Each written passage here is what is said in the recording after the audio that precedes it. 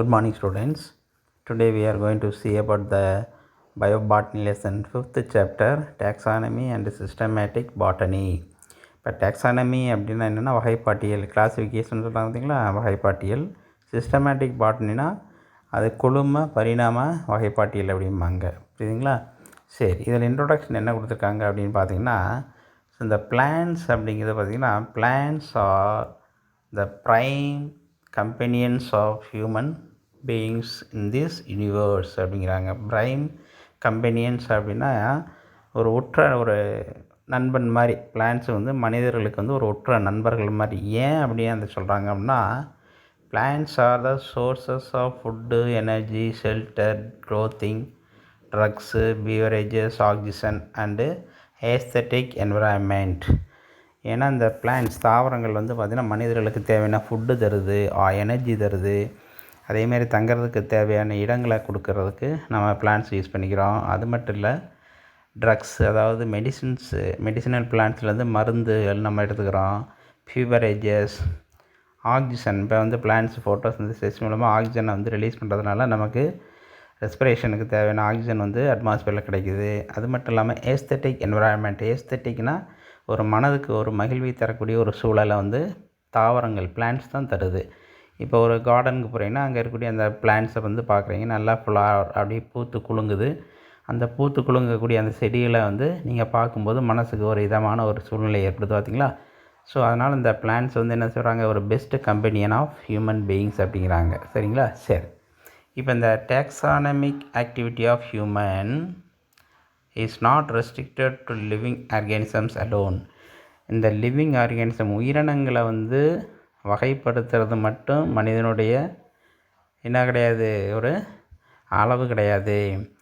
அதாவது living organisms இது வந்து இது தாவரம், இது விலங்கு, இது மனுஷன் அப்படிங்கிற கிளாஸிஃபிகேஷன் பண்ணுறது மட்டும் இல்லாமல் அவனுடைய day to day life, daily அவனுடைய லைஃப்பில் வந்து மற்ற ஒவ்வொரு ஆக்டிவிட்டிலையும் என்ன பண்ணுறான், அந்த கிளாஸிஃபிகேஷன், டாக்ஸானமி, வகைப்படுத்துதல் அப்படிங்கிறத அவன் என்ன செய்கிறான், இன்வால்வ் பண்ணுறான். சரி, அப்படி எந்த மாதிரி என்ன பண்ணுறான் அப்படின்னா, human beings learn to identify, describe, name.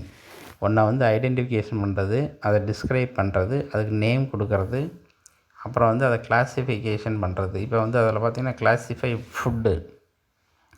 ஒரு ஃபுட்டு எடுத்துக்கிட்டோம்னா அதில் வந்து வெஜிடேரியன் ஃபுட்டு இருக்குது, நான் வெஜிடேரியன் ஃபுட்டு. கிளாஸிஃபிகேஷன் பண்ணுறோம். நம்ம ஒரு ஹோட்டலுக்கு போனோம்னா சைவமாக அசைவமா கேட்குறாங்களா, இல்லை வெஜிடேரியன், நான் வெஜிடேரியன் அப்படிங்கிறாங்க. அது ஒரு கிளாஸிஃபிகேஷன் தான். க்ளோத் எடுத்துக்கிட்டோம்னா துணி போடுறோம்னா என்ன செய்கிறோம், ட்ரெஸ்ஸில் என்ன செய்கிறாங்க, காட்டன் கிளாத் இருக்குது, சில்க் கிளாத் இருக்குது, அதில் என்னது டிஃப்ரெண்ட்டு, அதில் கிளாஸிஃபிகேஷன். அதேமாரி புக்ஸில் வந்து பார்த்திங்கன்னா டிஃப்ரெண்ட் டைப்ஸ், அதை கிளாஸிஃபிகேஷன் பண்ணலாம். ஸ்டோரி புக்கெல்லாம் தனியாக சொல்லலாம். அப்புறம் என்னது, ஒரு சயின்ஸு, அதாவது ஒரு ஜென்ரல் நாலேஜ் புக்ஸாக அதெல்லாம் ஒரு குரூப்பாக பிரிக்கலாம். ஸ்டோரி புக்கை தனியாக பிரிக்கலாம். அதேமாதிரி ஒரு வேறு என்ன சொல்லலாம், ஒரு இங்கிலீஷ் லிட்ரேச்சர் புக்ஸ் எல்லாம் தனியாக செப்பரேட் பண்ணலாம். ஸோ அங்கேயும் கிளாஸிஃபிகேஷன் பண்ணலாம். ஒரு 1000 புக்கு கொடுத்தா என்ன செய்வாங்க, இந்த மாதிரி கிளாஸிஃபிகேஷன் பண்ணலாம்ல, பிரித்து வைக்கலாம்ல புக்ஸை. அதேமாதிரி கேம்ஸ். இப்போ கேம்ஸில் பார்த்திங்கன்னா indoor games, outdoor games classification பண்ணுறோமா. இன்டோர் கேம்னால் ஒரு ரூமுக்குள்ளே, ஒரு அரங்கத்துக்குள்ளே விளையாடக்கூடிய கேம்ஸ். இப்போ செஸ் போர்டாக இருக்கட்டும், செஸ்ஸு விளையாடுறது, கேரம் போர்டு, இதெல்லாம் ஒரு ரூமில் உட்காந்து விளையாடலாம். இது இன்டோர். அவுட்டோர் கேம்ங்கிறது மைதானம், கிரவுண்டில் போய் விளையாடுறது. இப்போ வந்து கிரிக்கெட்டாக இருக்கட்டும், ஒரு ஃபுட்பாலாக இருக்கட்டும், இதெல்லாம் வந்து ஒரு ரூமுக்குள்ளே விளையாட முடியாது. அப்போ அது ஒரு கிளாஸிஃபிகேஷனுக்கு வருது. அதேமாரி வெஹிக்கிள்ஸ், நம்ம யூஸ் பண்ணக்கூடிய வெஹிக்கிளை கிளாஸிஃபிகேஷன் பண்ணுறாங்க. இப்படி 2 வீலர், 4 வீலர் சொல்கிறாங்களா இல்லையா, அது. இந்த மாதிரி மற்ற ஆப்ஜெக்ட்ஸ் நம்ம பார்க்கக்கூடியது எல்லாமே கிளாஸிஃபிகேஷன் பண்ணுறாங்க அப்படின்னு சொல்கிறாங்க. புரியுதுங்களா? அக்சஸ் இன் தேர் லைஃப், என்னுடைய லைஃப்பில் வந்து இதெல்லாம் கிளாஸிஃபிகேஷன் பண்ணி தான் நம்ம பயன்படுத்துகிறோம் அப்படிங்கிறது. So human beings thus is a taxonomist from the cradle to the grave. அதாவது மனிதன் வந்து என்ன பண்ணுறான், ஒரு வகைப்பாட்டியலராகவே என்ன பண்ணுறான், அவன் மாறிடுறான். பிறந்ததுலேருந்து அவன் இறக்குற வரைக்கும் அவன் ஒரு வகைப்பாட்டியலர். அவனே வந்து என்னது, ஒரு கிளாஸிஃபிகேஷன் பண்ணக்கூடிய ஆளாக இருக்கான் அப்படிங்கிறாங்க. இப்போ இந்த டாக்ஸானமி பார்த்திங்கன்னா has witnessed various phases in its early history to the present day modernisation. இந்த கிளாசிஃபிகேஷன், அதாவது டேக்ஸானமின்னு அது வகைப்படுத்துறது, இது ஏர்லியர் ஸ்டேஜ்லேருந்தே, அந்த காலத்துலேருந்தே இப்போ அட் ப்ரெசண்ட் இப்போ வந்து என்னென்னா இந்த கிளாஸிஃபிகேஷனில் என்ன பண்ணுறாங்க, கொஞ்சம் மாடர்னைஸ் பண்ணியிருக்காங்க. எல்லாத்தையும் என்ன பண்ணியிருக்காங்க, கொஞ்சம் சேஞ்ச் பண்ணியிருக்காங்க. ஏன்னா ஒவ்வொன்றும் வந்து என்னது கொஞ்சம் ஒவ்வொரு சயின்டிஸ்ட்டும் ஒவ்வொருத்தர் என்ன பண்ணுறாங்க, அந்த கிளாஸிஃபிகேஷன்லாம் மாடர்னைஸ் பண்ணி வச்சுருக்காங்க. So the need for knowledge on plants had been realized since human existence. A man started utilizing plants for food, shelter and curative agent for ailments. அதாவது இந்த பிளான்ட்ஸுடைய அந்த அறிவு எப்போ வந்து தேவைப்படுது அப்படின்னா, மனிதன் வந்து எப்போ வந்து தாவரங்களை பற்றி உணர்றானோ, அது எந்தளவுக்கு நமக்கு உணவாக, மருந்து பொருளாக, தங்குவதற்கு இடமாக இதெல்லாம் தருதுன்னு அவனுக்கு எப்போ அவன் வந்து உணர்ந்தானோ, அப்போ இருந்து என்ன பண்ண தேவை இருக்குது, அந்த பிளான்ஸை நம்ம கிளாஸிஃபிகேஷன் பண்ண வேண்டியிருக்குது அப்படின்ட்டு சொல்கிறாங்க. புரியுதுங்களா? சரி, இதில் அடுத்து யார் வர்றாங்க அப்படிங்கிறத பார்ப்போம். தியோப்ராஸ்டஸ் அப்படிங்கிற ஒரு சயின்டிஸ்ட். தியோப்ராஸ்டஸ் தான் யாருன்னா, ஒரு கிரேக், ஒரு தத்துவஞானி, ஃபிலாசபர். இவரை தான் நம்ம என்ன சொல்கிறோம், ஃபாதர் ஆஃப் பாட்டனி அப்படிங்கிற, இது ஒரு 1 மார்க்கில் கேட்பாங்க.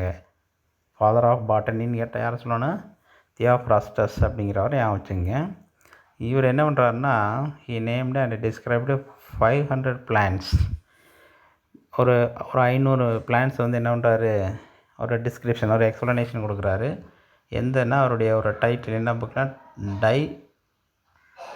டி ஹிஸ்டாரியா பிளான்டாரம் அப்படிங்கிற ஒரு புக்கில் வந்து அவர் பப்ளிஷ் பண்ணுறாரு. புரியுதுங்களா? அதுக்கடுத்து வர்றவங்க ஒருத்தர் வர்றாரு. அவர் வந்து கிரேக் ஃபிசிஷியன், அவர் மருத்துவர், கிரேக்க மருத்துவர். இவர் என்ன பண்ணுறாருன்னா, அவருடைய புக்கு மெட்டீரியா மெடிக்கா அப்படிங்கிற புக்கில், மெடிக்கா அப்படின்னால என்னது, மெடிஷன், மருத்துவ குணம் உள்ளதுன்னு அர்த்தம். ஒரு 600 மெடிஷனல் பிளான்ட்ஸ், மருத்துவ குணம் உள்ள தாவரங்களை அந்த புக்கில் வந்து அதனுடைய டீட்டெயில்ஸ், அந்த தாவரங்களை பற்றிய எக்ஸ்ப்ளனேஷன்லாம் அவர் கொடுத்துருக்காரு. அப்புறம் 16th செஞ்சுரியிலேருந்து பார்த்திங்கன்னா ஈரோப், அந்த ஈரோப் நாட்டில் வந்து என்ன பண்ணுறாங்க, அந்த சயின்டிஸ்ட்லாம் witnessed a major developments in the field of taxonomy. வகைப்பாட்டுக்கு வந்து ஒரு இம்பார்ட்டன்ஸ் கொடுத்து அவங்க வந்து என்ன பண்ணுறாங்க, லிவிங் ஆர்கானிசம்ஸ், பிளான்ட்ஸை வந்து கிளாஸிஃபிகேஷன் பண்ணுறதுல ஒரு இம்பார்ட்டன்ட் கொடுக்குறாங்க.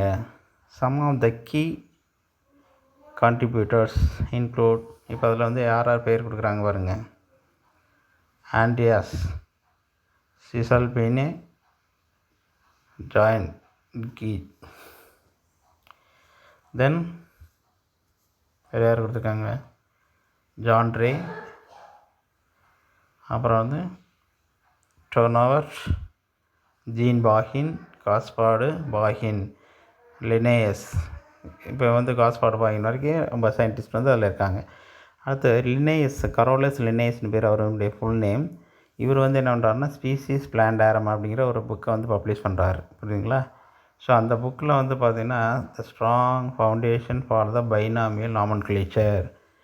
அந்த புக்கில் வந்து பார்த்திங்கன்னா, பிளான்ட்ஸுக்கு அந்த பைனாமியல் நேம் சொல்கிறோம் பார்த்திங்களா, சயின்டிஃபிக் நேம் சொல்கிறோம் பார்த்திங்களா, ஒரு பிளான்ட்டுக்கு வந்து 2 நேம்ஸ் கொடுக்கறது. பைனா அர்த்தம் 2, நாமியல்னால் நேமிங் கொடுக்கறது. ஸோ ஒரு பிளான்ட்டுக்கு வந்து 2 நேமுக்கு வந்து கொடுத்து அதை வந்து என்ன பண்ணியிருக்காரு, ஃபார்முலேட் பண்ணது யாருன்னா கரோலஸ் லினேயஸ். புரியுதுங்களா? சரி, இப்போ இந்த taxonomy no more classical morphology based discipline, but become a dynamic and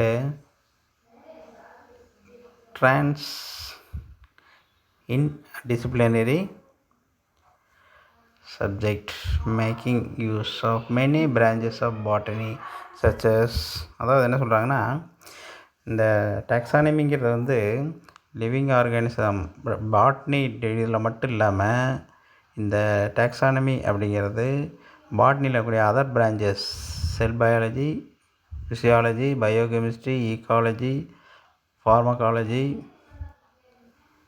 also modern biotechnology, எல்லா டிபார்ட்மெண்ட் எல்லா ஃபீல்ட்லேயும் molecular biology and bioinformatics எல்லா பிரான்ச்சஸ்லேயும் வந்து இந்த டாக்ஸானமி வந்து அப்ளை பண்ணுறாங்க அப்படின்னு சொல்கிறாங்க. புரியுங்களா?